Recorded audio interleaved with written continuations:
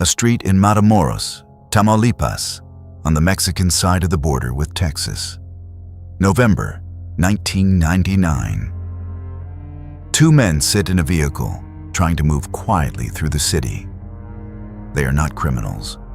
One is an agent of the United States Drug Enforcement Administration.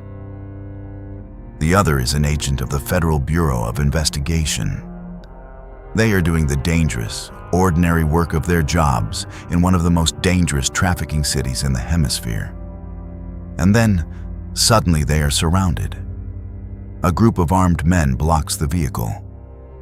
More than a dozen of them, by later accounts, with rifles. At the center of the confrontation is a man in his early 30s, and he is not afraid of the two American agents. He is furious.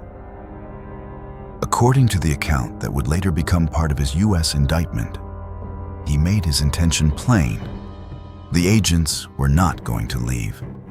He threatened to kill them on a public street in broad daylight. The agents talked. They invoked the weight of the entire United States government, the certainty that killing two federal agents would bring down a response unlike anything the man had ever seen. And after a tense standoff, they were allowed to drive away alive. But the man who had surrounded them had just announced himself to the United States in the most direct way possible. From that day, he became one of the highest priority targets American law enforcement had in Mexico, a name moved to the very top of the list, with a multi-million-dollar bounty attached and a level of attention that, in this world, almost always proves fatal in the end. His name was Osiel Cardenas Guillen, and the men with the rifles standing behind him that day were the beginning of something that would terrorize Mexico for the next 2 decades.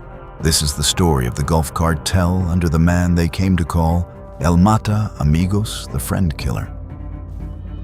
The story of how he rose to control one of the oldest and most powerful trafficking organizations in Mexico.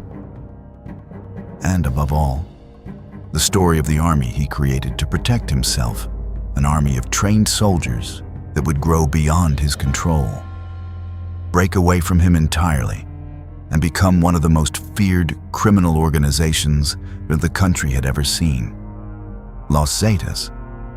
But more than that, it is the story of a man who built his power on betrayal, created a monster to keep himself safe, and lived long enough to watch that monster outgrow him and to be returned decades later to a maximum security cell in his own country, an old man whose creation had long since slipped beyond his reach. To understand the standoff in Matamoros, we have to go back not just to the man, but to the organization he would come to lead. Because the Gulf Cartel was old, long before Osiel Cardenas was born. Its roots run back generations to the era of prohibition in the United States, when the demand for alcohol north of the border created the first great smuggling fortunes along the Texas-Mexico line. In the city of Matamoros, directly across from Brownsville, Texas, a man named Juan Nepomuceno Guerra built a smuggling operation that moved alcohol, and later other contraband, across the river. He was a patriarch of the border underworld, and the network he built would, over the decades, evolve into the organization known as the Gulf Cartel. By the late 20th century, that organization had grown into one of the dominant forces in the cocaine trade, under the leadership of Guerra's nephew, a man named Juan Garcia Abrego. Under Garcia Abrego, the Gulf Cartel forged direct partnerships with the great Colombian suppliers and moved enormous quantities of cocaine into the United States. He became so significant a target that he earned a distinction no Mexican trafficker had held before. He was placed on the FBI's list of its 10 most wanted fugitives. In 1996, he was captured and extradited to the United States, where he was convicted and sentenced to spend the rest of his life in an American prison. His fall left the Gulf Cartel without a clear leader. And into that vacuum, over the following years, stepped the man from Matamoros.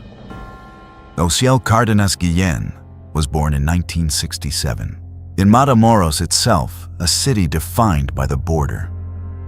Everything about it, legal and illegal, flows from its position at one of the busiest crossing points between Mexico and the United States. He grew up there in modest circumstances, working a series of ordinary jobs, and like so many young men in that city, he was drawn into the trade that the border made possible. His first serious brush with the consequences came early, and it came on the American side. In August of 1992, Cardenas entered the United States at Brownsville using a border crossing card, a document that allowed only a short, local stay. On that same day, according to U.S. records, he was arrested for possessing roughly 2 kilograms of cocaine. The following year, he was convicted of that offense in a federal court in Texas. It was a small beginning for a man who would later move cocaine by the thousands of kilos. But it established the pattern of his life. The border, the product, and the constant proximity of American law enforcement. Through the late 1990s, Cardenas rose within the leaderless Gulf Cartel. He was ambitious, capable, and, as events would prove, willing to do whatever it took to reach the top. And reaching the top required him to do the one thing that would define his reputation forever. In those years, Cardenas was not the sole leader of the Gulf Cartel. He shared power, and his closest partner in that arrangement was a man named Salvador Gomez, an ally, a fellow leader, by many accounts, a friend. The two men had risen together through the chaos that followed Garcia Abrago's capture. They controlled the organization together, each watching the other, each knowing that an arrangement built on 2 heads could not last. And then Osiel Cardenas killed him. According to multiple accounts of the period, Cardenas eliminated his own partner in order to take sole, unchallenged control of the Gulf Cartel. He removed the one man who stood beside him at the top, and in doing so, he claimed the entire organization for himself. It earned him the nickname that would follow him for the rest of his life. El Mata Amigos, the friend killer. Remember that name. Because the lesson of this entire story, the lesson Cardenas himself taught the moment he killed his partner, is that in this world, the people closest to you are the ones most able to destroy you. He understood that better than anyone. He had proven it, and it was precisely that understanding that drove him to do the thing he is most remembered for. Because a man who takes power by killing his closest ally knows, better than anyone, that he can be killed the same way.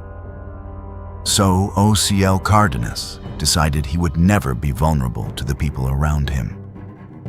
He would build a guard so disciplined, so professional, so loyal, and so lethal that no rival, no traitor, and no government force could touch him. He would not recruit ordinary gunmen. He would recruit soldiers. In the late 1990s, Cardenas reached into the ranks of the Mexican military and recruited a group of deserters from its special forces men who had trained in an elite airmobile unit, schooled in weapons, tactics, and small unit warfare. There is a bitter irony in their origin. The unit they came from had, in part, been created and trained to fight drug traffickers. Now its former members were going to work for one. The group that came over to Cardenas was led by a former lieutenant named Arturo Guzman de Sena. These men were unlike anything the Mexican drug trade had seen before. Where the cartels had always relied on street toughs and hired killers, Cardenas now had a private guard with genuine military training, military discipline, and military coordination. They kept their old radio codes from their army days. They numbered themselves. The lieutenant who led them took the designation Zud 1. The men became known, collectively, as Los Zetas. At first, they were exactly what Cardenas had intended them to be. His personal security, his enforcers, the armed shield that made him untouchable. They protected him. They hunted his rivals. They imposed his will on the territories the Gulf Cartel controlled. They gave the organization a military capability that no other group in Mexico could match, and they did it with a precision that ordinary cartel gunmen could never have managed. With them at his back, Cardenas operated with an audacity that culminated in moments like the standoff with the 2 American agents in Matamoros, a man so confident in his own security that he was willing to threaten the United States government to its face. And under his leadership, the Gulf Cartel's business boomed. According to U.S. authorities, the organization Cardenas commanded was responsible for moving thousands of kilograms of cocaine and marijuana into the United States from Mexico, with the product distributed onward to cities deep inside the country, including Houston and Atlanta. In a single 15-month period spanning 2000 and 2001, U.S. law enforcement seized more than 2,000 kilograms of cocaine directly attributable to him. He controlled one of the most valuable smuggling corridors on the entire border, the gateway through the northeast of Mexico into Texas, and he protected it with a network of corruption that, according to investigators, reached into the police and officialdom of the region. He was, by the early 2000s, among the most powerful drug lords in all of Mexico. But the standoff in Matamoros had set a clock running. By threatening federal agents, Cardenas had guaranteed the full, sustained attention of the United States. The Americans wanted him, and they would not stop. They pressed the Mexican government relentlessly.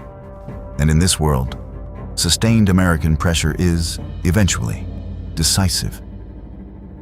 On the 14th of March, 2003, that pressure produced a result. In his own home city of Matamoros, the Mexican military moved against him. There was a gun battle, a confrontation between his guards and the soldiers sent to take him. When it was over, Osiel Cardenas Guillen was in custody. The man who had built an army to make himself untouchable had, in the end, been touched. But his capture did not end his reign, not immediately, because Cardenas did something that would become a recurring theme among Mexican kingpins in the years that followed. From inside the Mexican prison system, he continued to run the Gulf Cartel. He gave orders. He maintained control. The walls of a Mexican prison, in those years, were not enough to separate a powerful man from the organization he commanded, particularly when that man had the money to corrupt the people who ran the prison itself. Inside the same maximum security facility, he reportedly coordinated with other imprisoned capos, the bosses of rival organizations held just down the corridor, all of them still pulling the strings of empires on the outside. For 4 years, he ruled from behind bars. And during those 4 years, something began to change with the army he had created. Los Zetas had been formed as the enforcers of the Gulf Cartel Cardenas's personal guard. But with their creator imprisoned, the relationship between the soldiers and the organization they served began to shift. The Zetas had their own structure, their own discipline, their own leadership, and their own ambitions. They began to operate with increasing independence. They expanded into their own lines of business extortion, kidnapping, the control of territory. They began recruiting and training their own people, building a force far larger than the small group of deserters Cardenas had originally hired. They became, over time, less an arm of the Gulf Cartel and more a power in their own right. The shield was becoming a sword with its own hand on the hilt. In January of 2007, the situation changed again. As part of a wave of extraditions that sent several major Mexican capos north, Osiel Cardenas Guillen was extradited from Mexico to the United States, flown to face the charges that had been waiting for him since the day he surrounded those two agents in Matamoros. In the United States, the case against him was overwhelming. In 2010, Cardenas pleaded guilty to a series of grave charges, including conspiracy to possess and distribute large quantities of drugs, money laundering, and threatening to assault and murder a federal agent, the standoff in Matamoros, now formalized into law. A federal court in Houston sentenced him to 25 years in prison without parole and ordered him to forfeit $50 million in proceeds from his criminal enterprise. The friend killer was now an inmate in the American federal system, far from the border city that had made him. And without him, the monster he had created finally broke free. In 2010, Los Zetas formally split from the Gulf Cartel. The army that Osiel Cardenas had built to protect his organization turned against it. What followed was one of the most violent wars in the history of the Mexican drug trade, a conflict that consumed the northeast of the country, as the Gulf Cartel and its former enforcers tore each other apart across Tamaulipas and the surrounding states. Cities along the border became battlegrounds. Highways became dangerous to travel, dotted with checkpoints manned by one side or the other. Whole towns emptied as residents fled the fighting. And ordinary people, drivers, shopkeepers, families with no connection to either side, were caught in the middle of a war between an organization and the guard it had once trusted with its life. The Zetas, now fully independent, would go on to write their own chapter, a chapter of extreme violence, of a militarized model of organized crime that reshaped the entire country, and of an internal saga of betrayal and collapse that is a story in its own right. The creature had left its creator behind entirely. It no longer needed him. It barely remembered him. And the Gulf Cartel itself, the old powerful organization with roots running back to the Prohibition era, the organization that Cardenas had taken by killing his own partner, never recovered. It fractured into competing factions, each fighting the others as fiercely as it fought outsiders. It lost the dominance it had held for generations. Over the following years, it became a shadow of what it had been. Its territory contested, its name attached to smaller and smaller pieces of a fragmented criminal landscape. The empire was gone. The army had walked away, and its architect sat in a cell in the United States, the years of his sentence ticking by, while the world he had built rearranged itself entirely without him. The story even reached into the next generation. In 2022, a son of Osiel Cardenas was convicted in a U.S. federal court for attempting to buy and smuggle assault rifles from the United States into Mexico, a small, grim echo of his father's trade, and a reminder that the consequences of these empires do not end with the men who build them.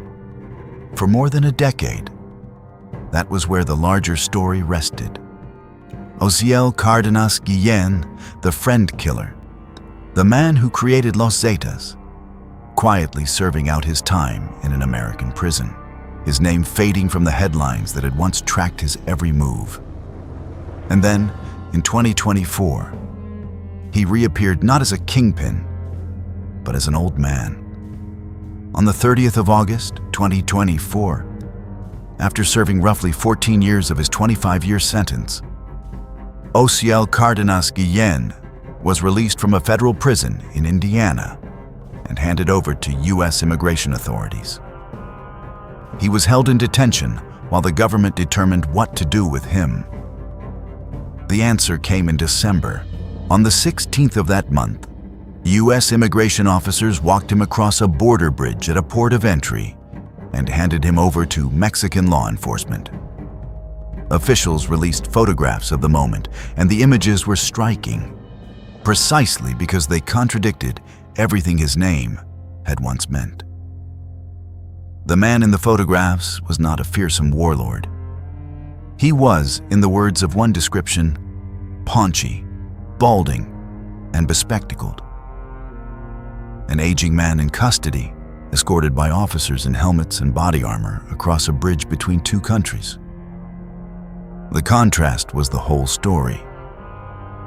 This ordinary-looking older man had created one of the most violent organizations in the history of Mexico. He did not walk free.